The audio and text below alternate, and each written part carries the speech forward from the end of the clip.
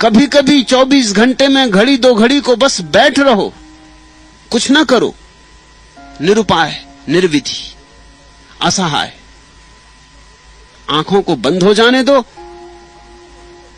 कानों को बंद हो जाने दो, निर्जीव हो रहो। ऐसे रमण को समाधि मिली थी। रमण की समाधि समझने जैसी। ये सूत्र तुम्हें समझ में आ सकेगा। ज्यादा उम्र उनकी न थी, ज्यादा होती तो शायद समाधि मिलती भी ना। ज्यादा उम्र क्या हो जाती है लोगों की, अनुभव का कचरा खूब इकट्ठा हो जाता, फिर उस कचरे से छूटना बड़ा मुश्किल होता है। ज्यादा उम्र क्या हो जाती है, लोग ज्ञानी हो जाते हैं बिना ज्ञान के,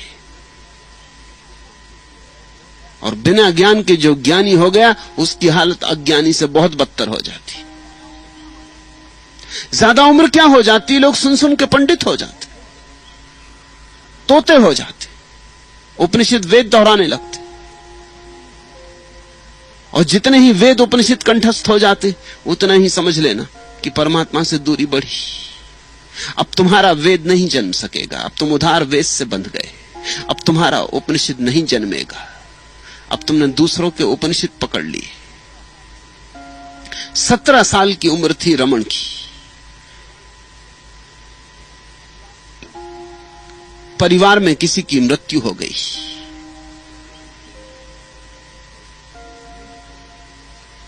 रमण ने मृत्यु को घटते देखा। अभी अभी था यह आदमी, अभी अभी नहीं हो गया। कारो पीरो काहू द्वार जातो न पेखी, और न देखा काला न पीला, न किसी को देखा आते न किसी को देखा जाते, सब वैसे का वैसा था। नाक मुंह आंख कान सब वैसे, हाथ पैर सब वैसे। एक क्षण पहले ये था और एक क्षण बाद न रहा। हुआ क्या? कौन चला गया? कहां चला गया? कहां से आया था?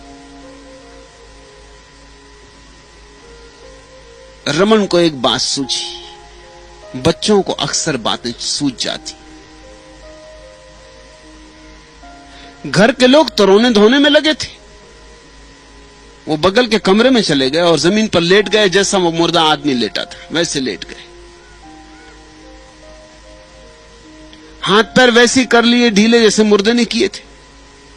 आंखें बंद कर ली। एक प्रयोग किया मृत्यु का कि मैं देखूं कि मेरे भीतर क्या होता है। अगर मैं ऐसे ही मर जाऊं तो कोई आता जाता या नहीं, कोई है बचता कि नहीं भीतर। शरीर को शिथिल छोड़ दिया। सरल भाव का बच्चा रहा होगा, अति सरल भाव का, कि जल्दी ही लगा कि मौत घट रही, हाथ पैर सब सूख गए। थोड़ी देर विचार घूमते रहे, फिर विचार भी समाप्त हो गए। थोड़ी देर बाहर की आवाजें, रोना धोना सुनाई पड़ता रहा, फिर पता नहीं वे भी सब आवाजें कहीं दूर निकल गई, कान जैसे बंद हो गए। थोड़ी देर श्वास चलती मालूम पड़ती रही, फिर उससे भी दूरी हो गई।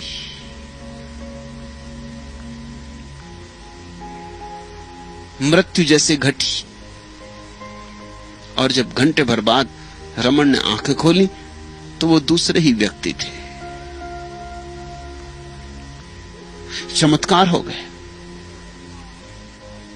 देख लिया उन्होंने भीतर अपने कि जो है उसकी कोई मृत्यु नहीं।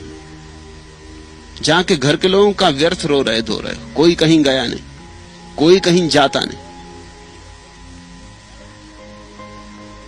और उसी दिन उन्होंने घर छोड़ दिया, चल पड़े जंगल की तरफ। अब इस संसार में कुछ अर्थ ना रहा। सारे अर्थों का अर्थ तो भीतर मिल गया। संपदा तो मिल गई, अब क्या तलाश करनी। इस संसार में तो हम संपदा की ही तलाश करते रहते। जब मिल गई संपदा, धनी हो गए, तो अब यहां क्या करना है, चल पड़े। और ऐसा रस लगा, ये मरने की कला में ऐसा रस लगा कि लोग कहते हैं कि जहां रमन बैठ जाते थे, दिनों बैठे रहते थे। आंख बंद कर ली, शरीर को मुर्दा कर लिया और बैठे और पी रहे रस। मालूम नहीं तुझको अंदाज ही पीने के। दिन बीत जाते, न भोजन की फिक्र है, न प्यास का पता है, लेकिन एक आभा प्रकट होने लगी, एक तेजो मंडल आविर्भूत होने लगा, चारों तरफ एक सुगंध फैलने लगी। लोग सेवा करने लगे, लोग भोजन ले आते, हाथ पैर दबाते कि लौट आओ, भोजन कर लो। कोई पानी ले आता, कोई स्नान करवा देता, नहीं तो वो बैठे रहते बिना स्नान के, मक्खियों के झुंड पे बैठे रहते, और वो मस्त है, वो मदहोश है। लोग पूछते तुम करते क्या हो, तो वो कहते कि मैं कुछ भी नहीं करता, करने की कोई जरूरत ही नहीं। फिर यही उनका जिंदगी भर संदेश रहा। जो भी उनके पास जाता, पूछता हम क्या करें परमात्मा को पाने को, तो वो कहते करने की कोई जरूरत नहीं, बस बैठ रहो, खाली बैठे रहो। खाली बैठे बैठे बैठे एक दिन ऐसा सुर बंध जाएगा कि जो भीतर है उसकी प्रतीति होने लगेगी, बाहर से मन मुड़ जाएगा, भीतर का अनुभव होने लगेगा। सुंदर कहत को कौन विधि जाने ताही, विधि से तो नहीं होता, बिना विधि के होता है। इसलिए छोटे बच्चे चाहें तो उनको भी हो सकता है,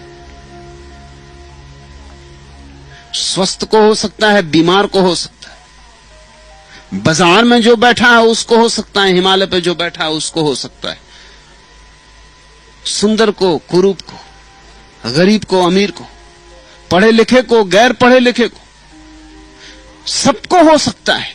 क्योंकि बात सब छोड़कर भीतर थोड़ी देर चुपचाप डुबकी मार लेने की है।